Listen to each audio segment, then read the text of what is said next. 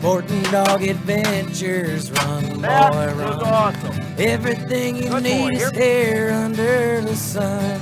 Everything you need is here under the sun.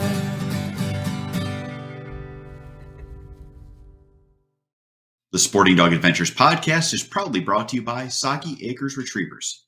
Whether you're looking for a black, yellow, or chocolate Labrador Retriever puppy, please check out our website for more information at www.soggyacres.com.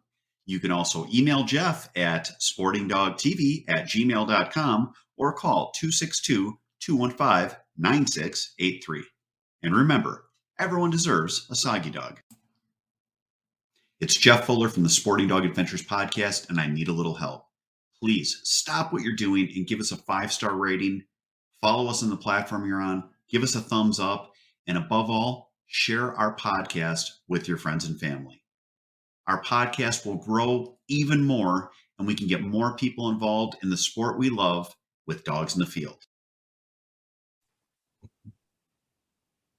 Hey, welcome to the Sporting Dog Adventures podcast. I'm your host, Jeff Fuller, and I'm actually here to talk about gun dog training with one of my clients. Mike, please introduce yourself.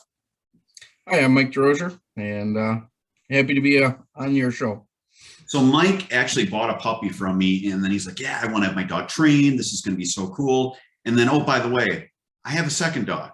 Will you train that one? And we set it up initially to train them both at the same time, but then they had I don't want to be without a dog at home. So we split it up where we've got the older dog that you had prior to buying a dog from Soggy Acres Retrievers that we have in for training now. Her name is Alloy. And then we've got your second dog. What is your second dog's name? Boone. Boone is coming in when Alloy goes home. And I hope Boone does half as good as Alloy, because she's been quite the dog to get trained. I'm glad to hear it.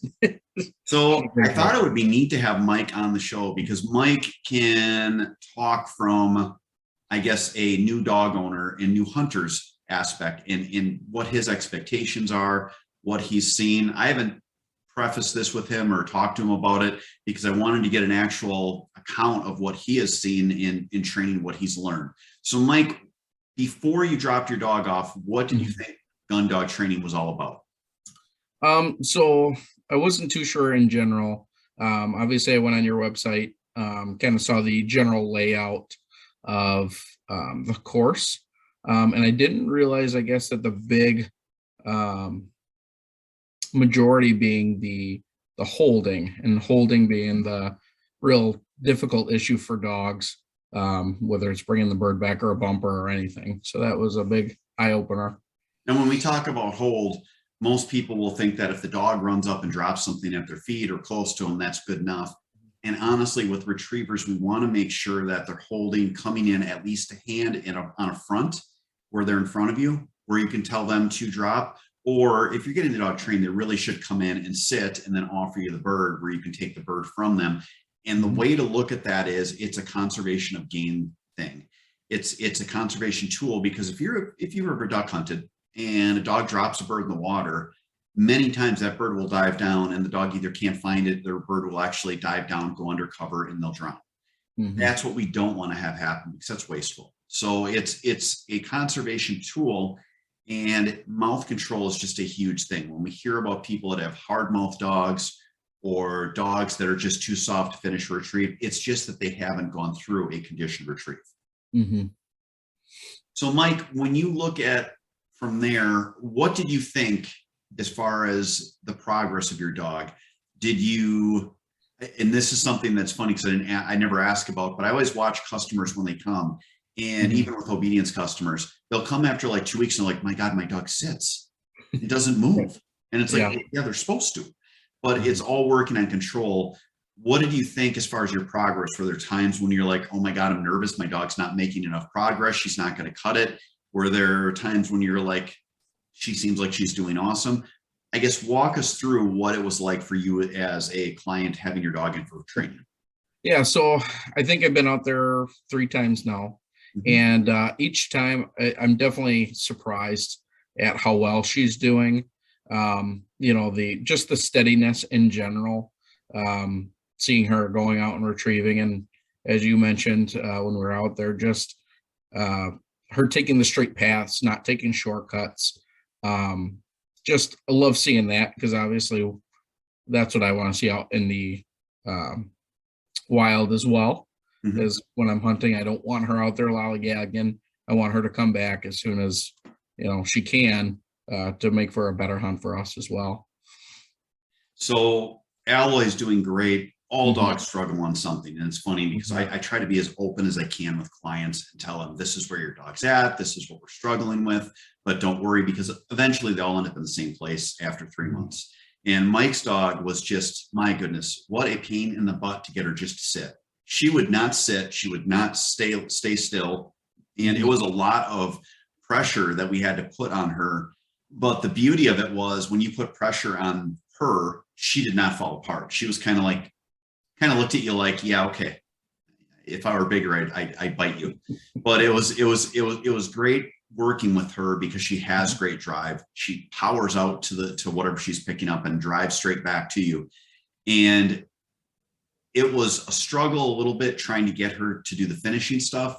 But at the same time, I'd rather honestly have a dog on that end than a dog that is struggling with drive. Yeah, I was, to be honest, when you said that, she had obedience issues, that wasn't too much of a surprise to us. I know I joked with you about that. She's very strong-willed and thick-skulled, but she's just seeing that progress was amazing to me, and cool to see, for sure. Now, when we talk about dogs, the one thing I always have people say to me when they're bringing a dog for training is, I'm like, yeah, the first couple of weeks we work on obedience and mouth control. And probably 60 to 70% of people are like, oh, obedience is done. We're good. Like, my dog's fine. Do you see the difference in what a pet has for obedience and what a hunting dog needs to have for obedience in the training process? Oh, absolutely. This is the first dog in general that I've ever had that we've put that emphasis on trying to be more strict with a little bit. And even that, obviously, because, I don't know if it's both me and my wife or what, but it's definitely a different strictness than what needs to be out in the field. Any credit that we give for positives go to your wife. I didn't want to know, just So it was very cool to see. And yeah, I mean, it was totally different for sure than what I expect to see at home originally. And now wanting to obviously keep that kind of, not rigidity, but that expectation for the dog. And what I've explained to Mike and what I explain to clients when they're out is, if you have any issues, the dog does something and they're in the water, we always fix things on dry land. Dogs, if they think they can get away with stuff, they will try. Their job is to frustrate you. I always tell people, never brag about your dog until they're gone, because you're for sure going to be made to look foolish. They will. I've had dogs where I'm like, oh God, this dog's the greatest dog ever. I got an Ace back. Ace was qualified all age, master titled, just this phenomenal dog. Took him out on a youth hunt, threw out a decoy, and the first thing he did was go out and get the decoy and bring it back to me.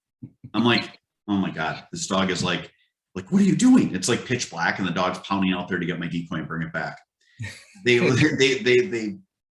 really excel at making us look poorly in the field if you brag about them. But it's also great when everything comes together. Yeah, absolutely. So Mike, what are your expectations now? You've got a week and a half until you pick Alloy up, actually about a week. What are you planning on doing with her while Boone is in training? So mostly I want to obviously make sure that I'm keeping what you've already trained in her as a strong, solid foundation. And obviously I want to get her more out in the same kind of environments that we'll be hunting in. So she'll get to be a little bit more familiarized with just either the blind she's sitting in next to us, or, we have a dog blind as well, have her in that, and just trying to get comfortable with her so she kind of understands this is what it's going to be like in the real thing when I'm throwing bumpers. And that way the only variable will be bird versus bumper kind of a situation.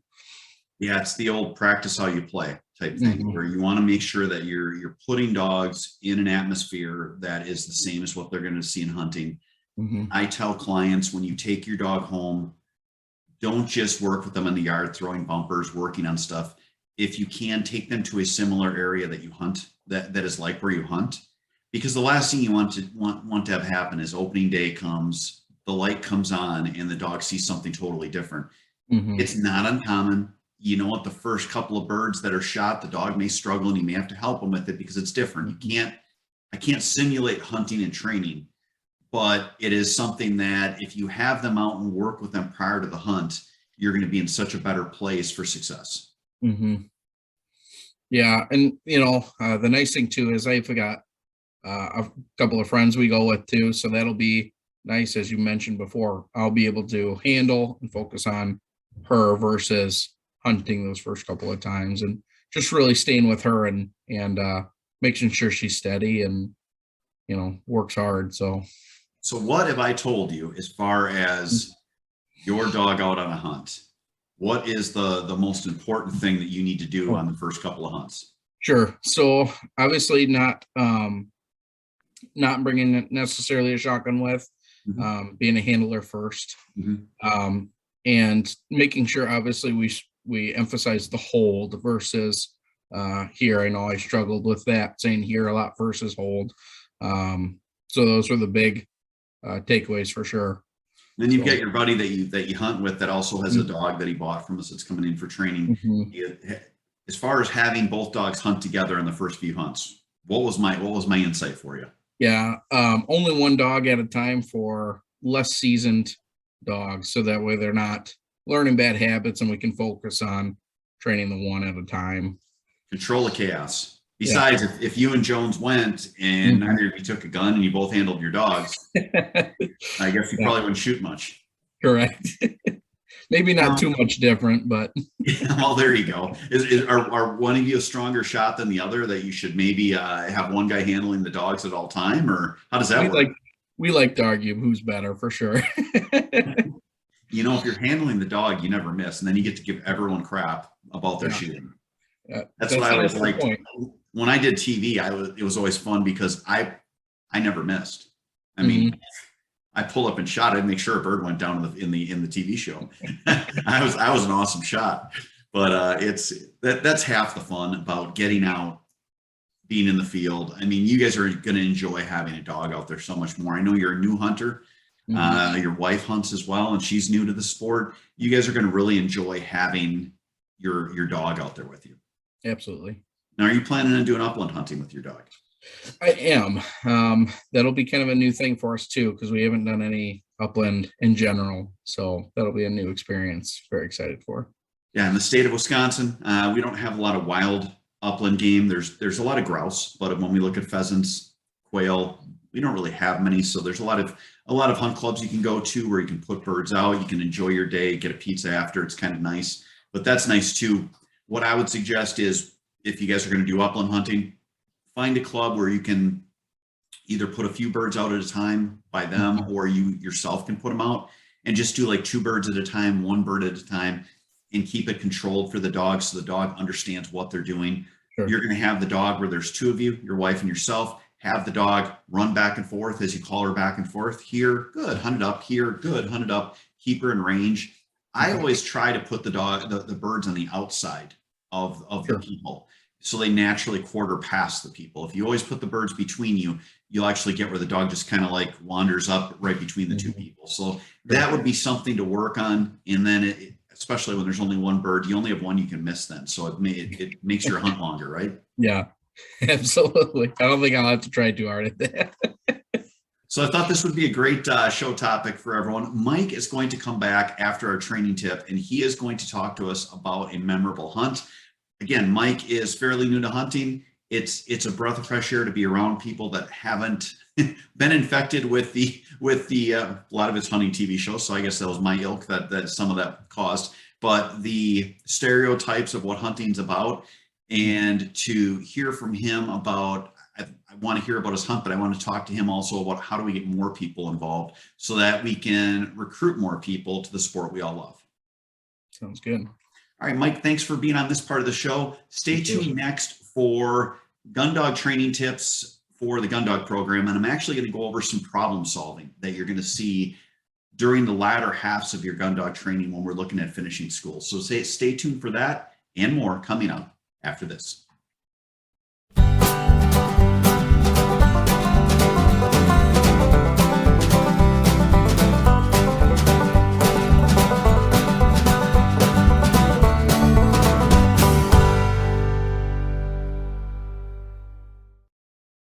Welcome to Boucher in Janesville, where customer service is our #1 priority.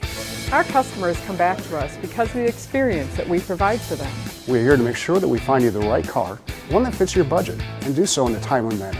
When we say we ride with you every mile, it means we care about you and how you are treated. Estamos con personal que habla español en los departamentos de servicio y venta. Our certified technicians are here to help you with all your service needs. Visit us today at Boucher.com. At Boucher, we ride with you every mile. Dog kennels can be beautiful. That's the basis on which we built DCT Kennels. We give you the opportunity to have a beautiful kennel that blends seamlessly with your home decor while providing a safe and comfortable respite for your dog. Visit dctkennels.com to see all of our custom selections and start building your dream custom doggy credenza.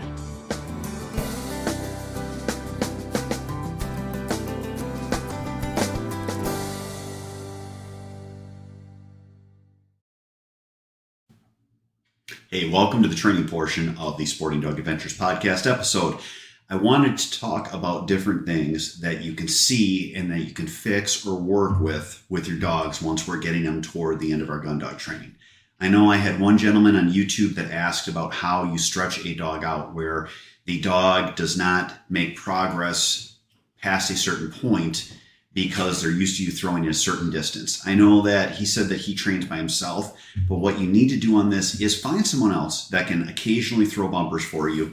And what you do when the dogs, what'll happen is you're constantly hand throwing bumpers. So the dogs get to like 40 yards and it's like they hit a brick wall. You're going to put a white bucket out at about 100 yards and have someone else go, hey, hey, hey, or blowing a duck call, throw that white bumper so it lands right by the white bucket. You'll see the dog go out. They'll slow down when they get to 40 yards, but they see the white bucket and they go and they pick it up. As you progress with this, you can have it where someone throws it next to a tree or a bush or something the dog can mark that is visual, that they can see. And that is how we do what's called stretching the dog out. It also works good if you're doing land, water, land at a distance where you're having the dog go from the land into the water, back up onto land. If you have a longer swim and a longer retrieve, you can put that white bucket out where your bumper is going to fall, whether it's 10 or 20 yards outside of the water. And again, the dog will see that and they'll realize it's there. You'll see them slow down, but then trust themselves as they go to that white bucket. Eventually, what you do is you take the white bucket out because you've taught the dog that they have to drive and go further, but that is a great way for that. Now, another thing that is very common is dogs coming out of the water and spitting the bumper as they shake. Talk to them. Hold. Good. Hold. Good. Hold. We have worked on our e-collar work with our dog during our conditioned retrieve. So then if the dog does drop it, you nick them with the collar. Push the button and let go if it's continuous, or just if it's on nick, push the button and command fetch. They will pick it up. They will understand that they're going to get corrected the next time they do that. And that will help get to that point. You want the dog to be successful. So when they're coming out on water retrieves, if this is an issue, have them front finish. Don't make them come around to heel and sit. Have them front finish and tell them, good dog, you're so good. So that you're encouraging them. So they think, wow, when I come out of water, I'm doing awesome. And that will really help you as well. As you can see, Tank right there in the video in our DCT kennel, he is wanting to come out and play. I put everyone away because we actually have someone coming over here quickly. But again, you want a good product, DCT Kennels. It is a cool product. The dogs love it. Tank has made his own. He steals all the toys in the house and goes in there.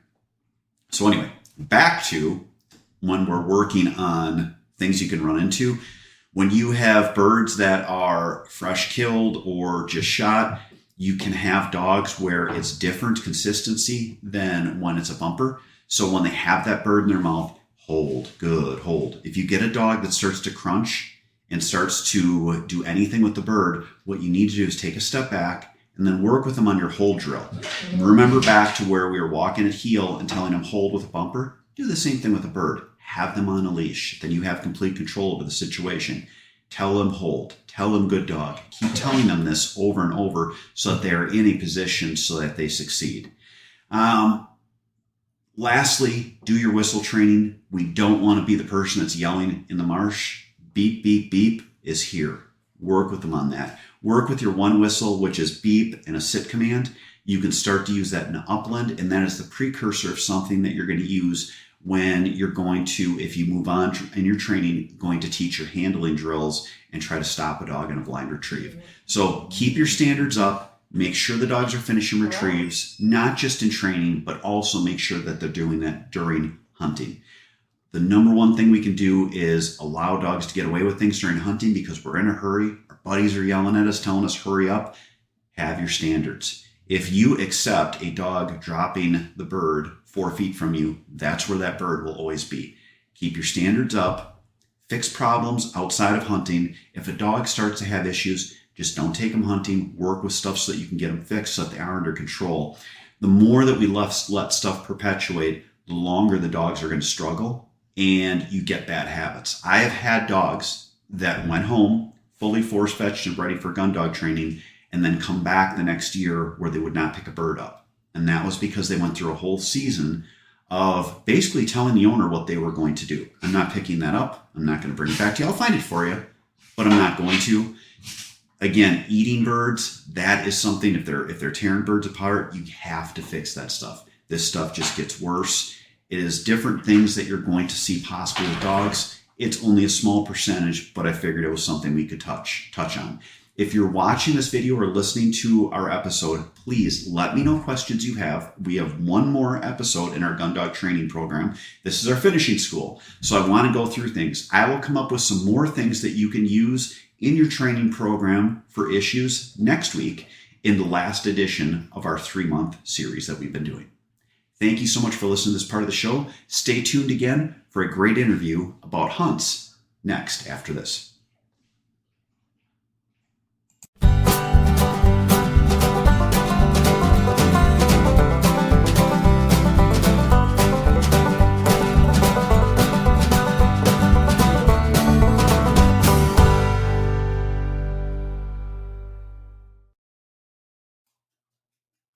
If you love the shooting sports like I do, you need to check out our friends at Mech Outdoors.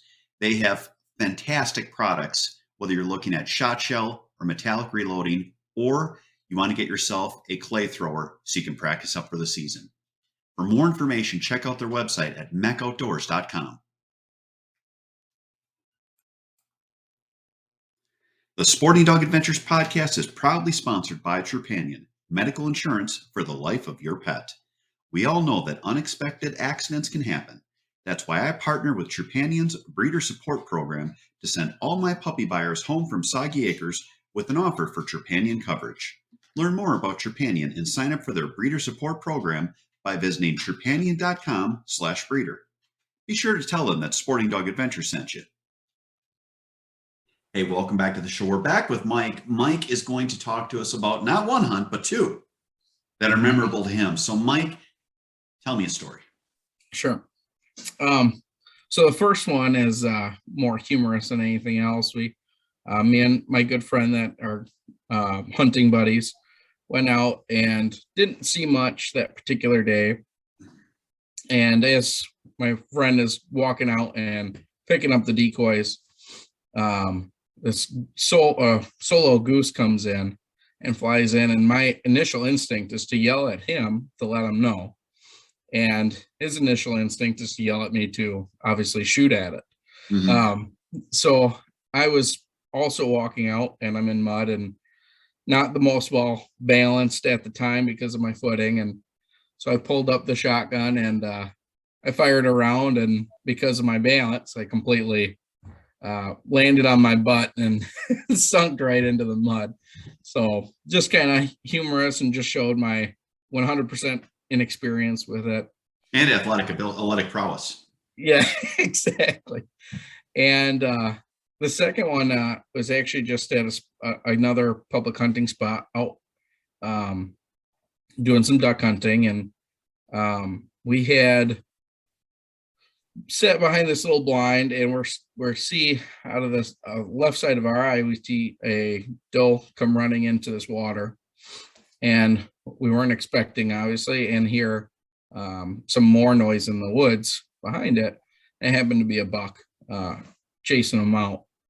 And it was just really cool because, both my friend and I are big video gamers as well. Mhm. And, for that being my first season ever of going, any kind of hunting, it was just really neat to be able to get out of the house and be able to see that nature, stuff you're never going to see in the house. So that's really what I think got us out into hunting, is obviously the bonding time, and whether you get something or not, just the remarkable things you'll see, and just get to enjoy nature for what it is and be part of it. So did you guys have anyone that really mentored you, or did you just both look at each other and say, let's try this hunting thing?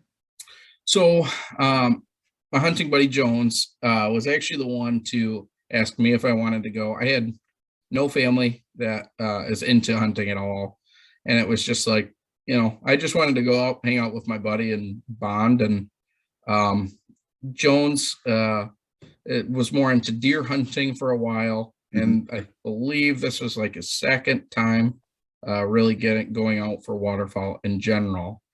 So yeah, that was really our big experiences, was just going together. So was this your second season duck hunting? This will be my third season. 2022 will be my third season. What kind of ducks have you taken so far? We've had a ringneck drake, a couple of mallards, some buffleheads, and some shovelers.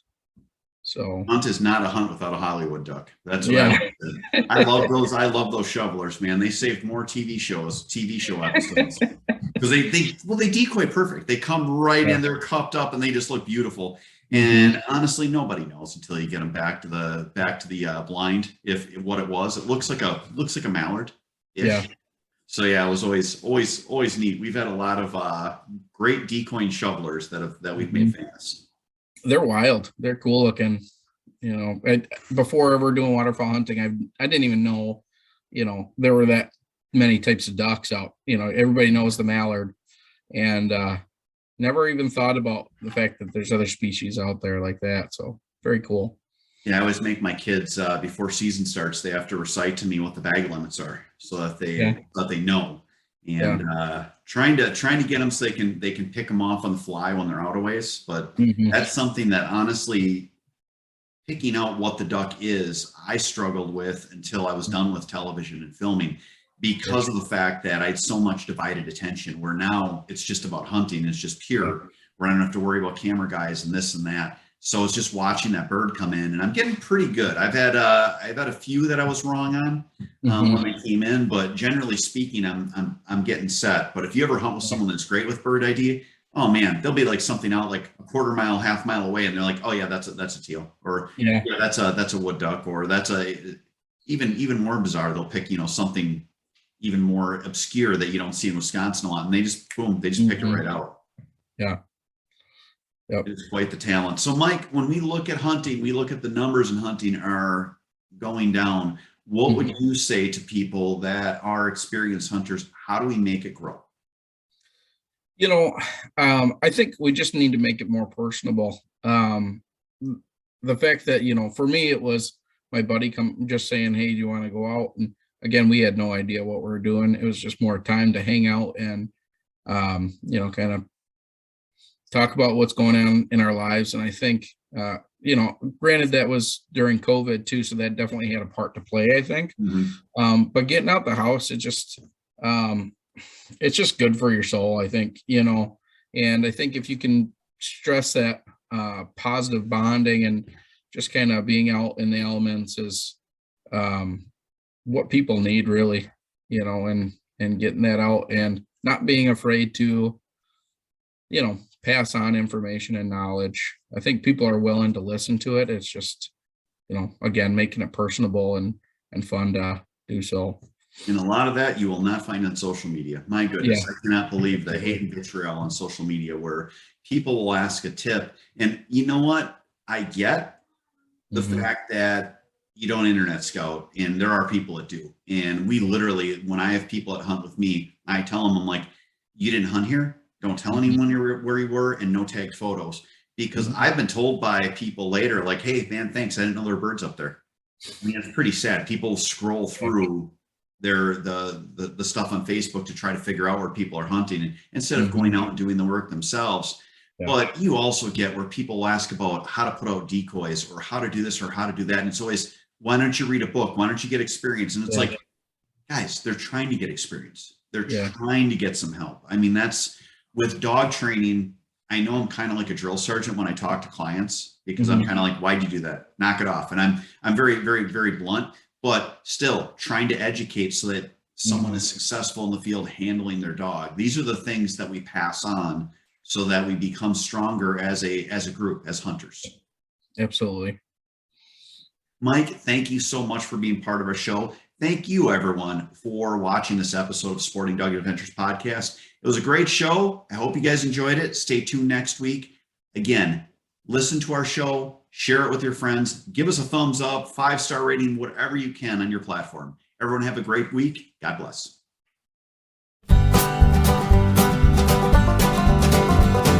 Sporting Dog Adventures, run, boy, run. Everything you need is here under the sun.